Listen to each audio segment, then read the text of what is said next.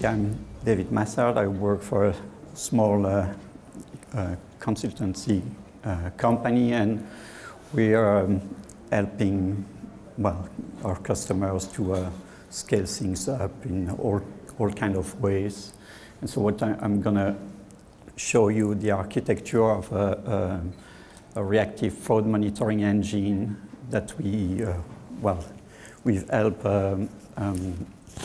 BNP Paribas Fortis to put in place. So, oops, it goes a little too fast, sorry. I'm not sure why. Okay, yes. So basically, when you want to transfer money as an initiator of a payment, you're going to interact with a channel of your bank. The channel could be a mobile app, the bank website, something, and you're going to more or less encode the credit transfer. And when the credit transfer is ready, well, the data is going to be sent to the transaction is going to be sent to a payment engine, and this payment engine will make sure that the money arrives with transfer from your bank account to the bank account of the beneficiary. And it's not very fast, it's a relatively slow process, and typically takes about one business day. So, oops, sorry about that. Yes, and since money is involved, you have always a fraudster who try to get some by just interfering, either by, trying to convince you to transfer the money to their bank account, or by trying to stealing your credentials and just, doing the transfer themselves. So, that's really annoying.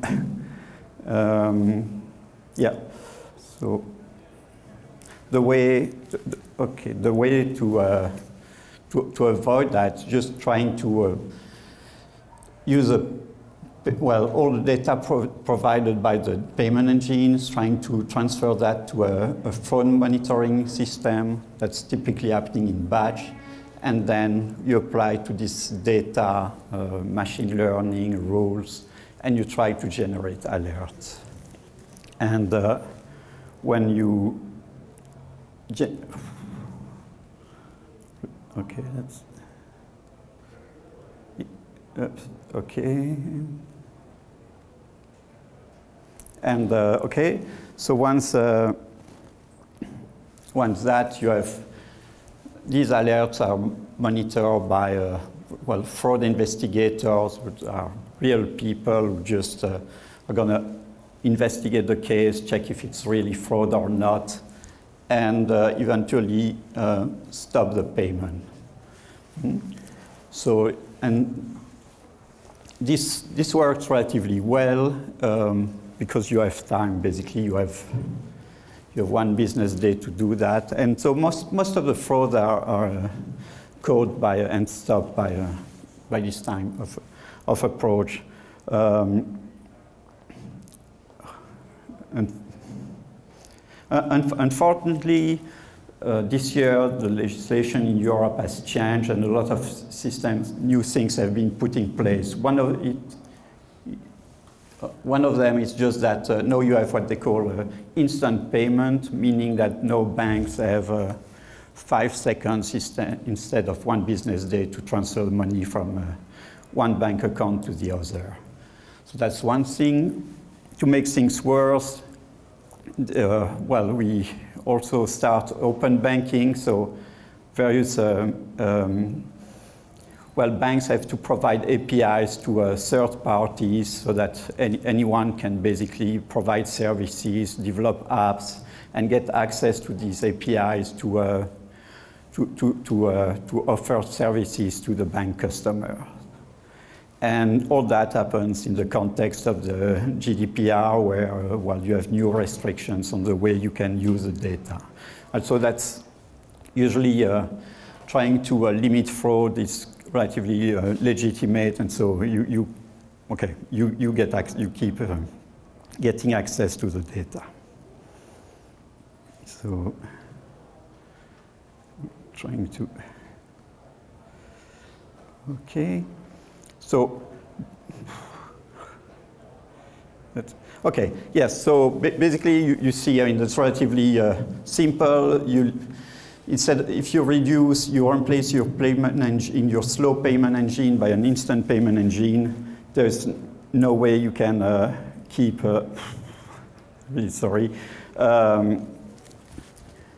You can keep stopping fraud. I mean, by the time the system is in place, it's too late, and we had to come up with a new system. So what we call a fraud monitoring engine. So the idea is really to, okay, really, okay. So really the idea is to interact directly with the channels. Each time there's an event at the level of the channel, you try to receive it as fast as you can, and at some point you return some instructions for the channel, and so that the channel, based on your instruction, can decide to send the credit transfer to the payment engine or not. So there's not trying to, well, once you reach the instant payment engine, things are too late, things are processed. You don't interfere with these 5 minutes limit that you have. You just try to do things before that. And if you, and so if you look at this, it's really a typical reactive system that you have to put in place, because you have to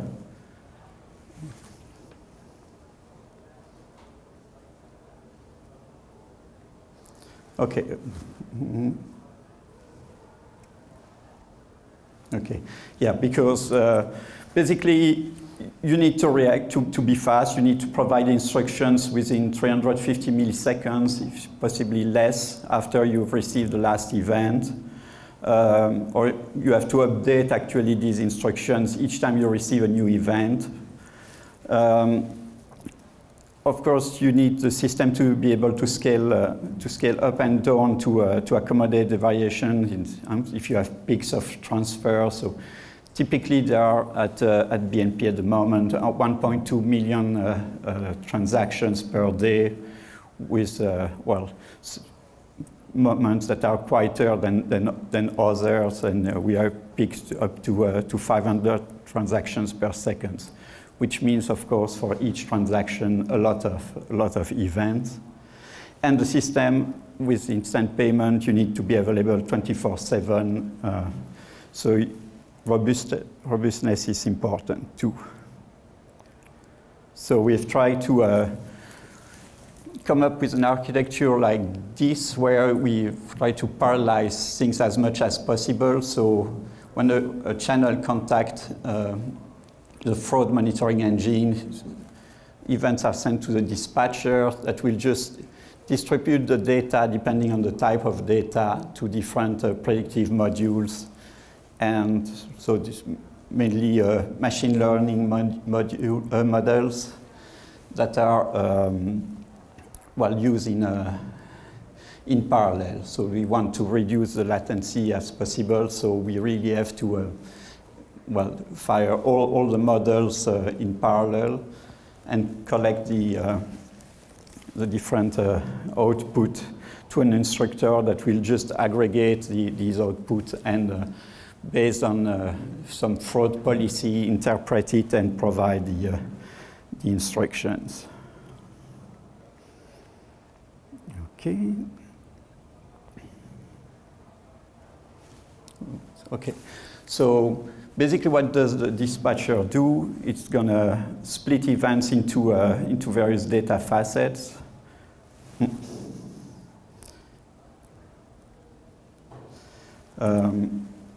And publish each of these data facets to, well, we use Kafka, so we have a a dedicated Kafka topics, and then these Kafka topics receive different, each topic receives a different type of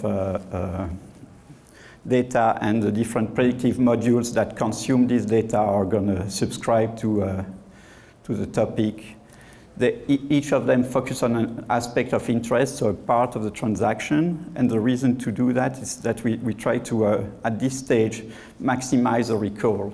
So at the moment, we don't, at this stage, we don't really worry too much about false positives.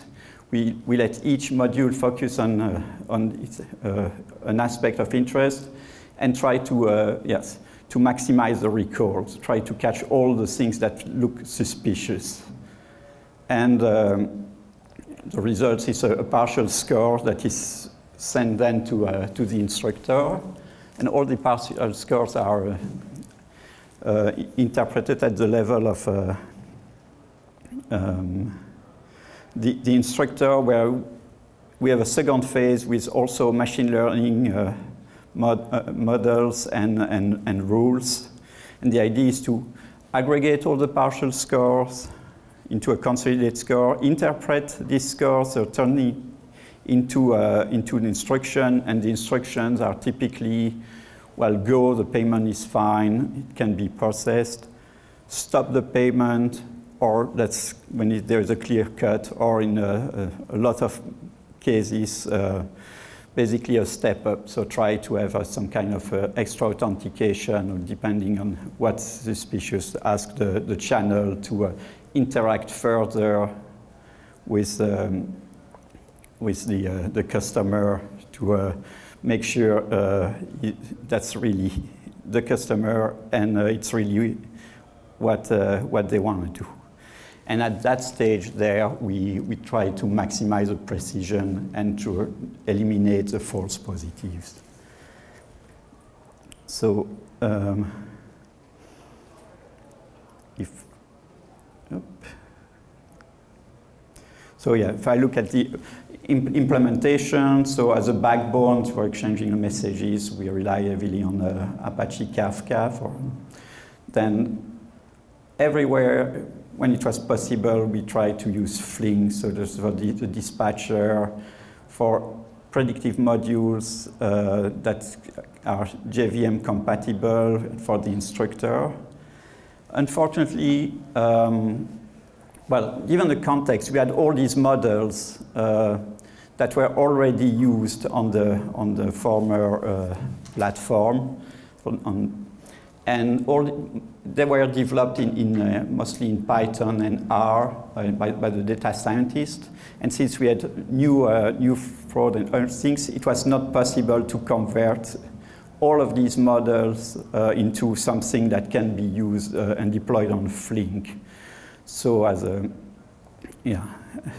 temporary solution, we basically these models were Dockerized and deploy that way.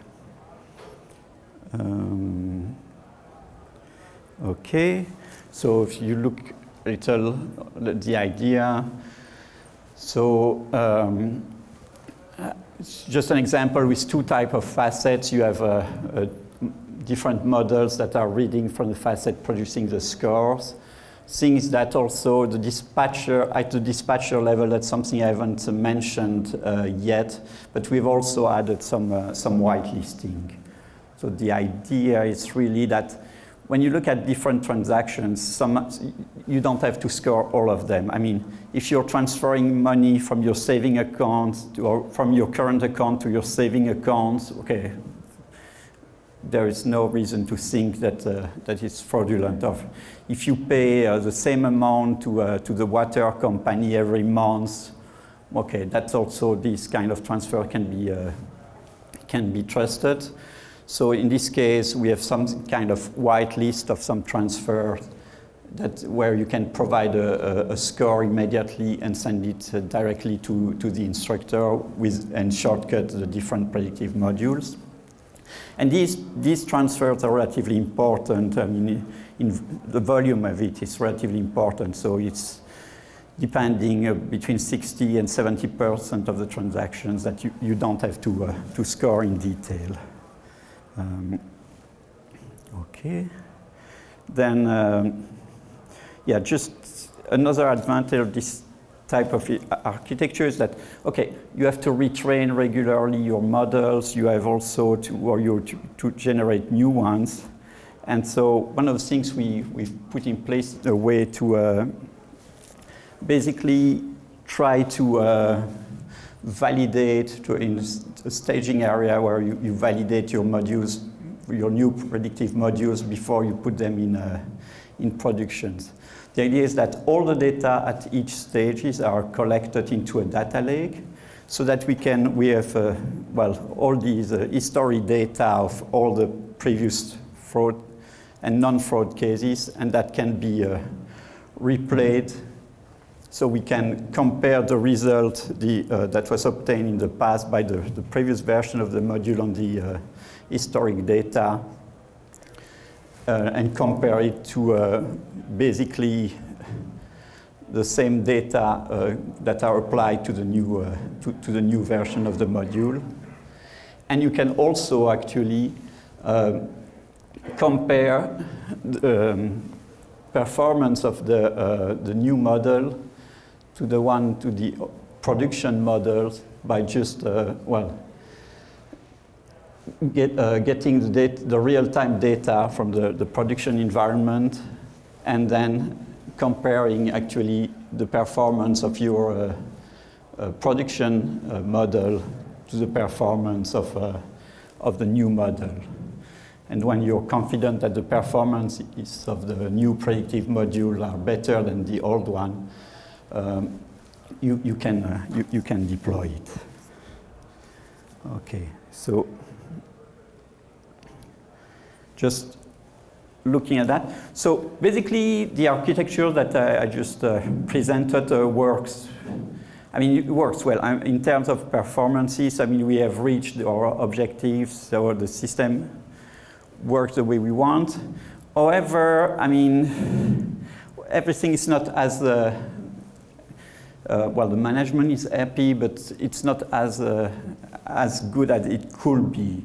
So one of the reasons, for example, that one of the goals was to have an elastic system that really scale up and down. And with this kind of approach, I mean, that's not really the case.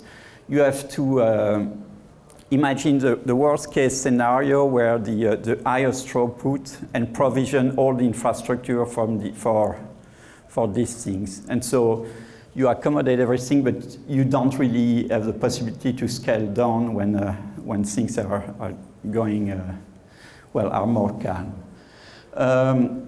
The other thing is that the approach of Dockerizing these non-JVM models, I mean, it works, but it's a DevOps nightmare, really.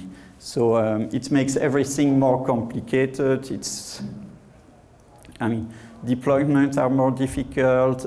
You have, well, it's a lot of other things to monitor, to manage. And yes, so that's causing troubles, really. So one of the things we are trying to do, well, we plan to do in the future is possibly to gain more elasticity, try to move from, for example, Kafka to Pravega. That is the possibility to actually dynamically changing the number of partitions depending on the load on the queue, and try to see it. That's one of the things we would like to do.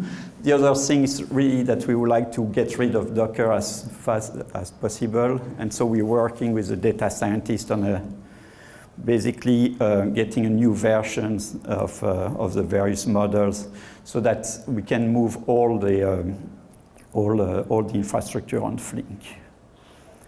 And yes, that's basically the things I wanted to share with you today. Thank you.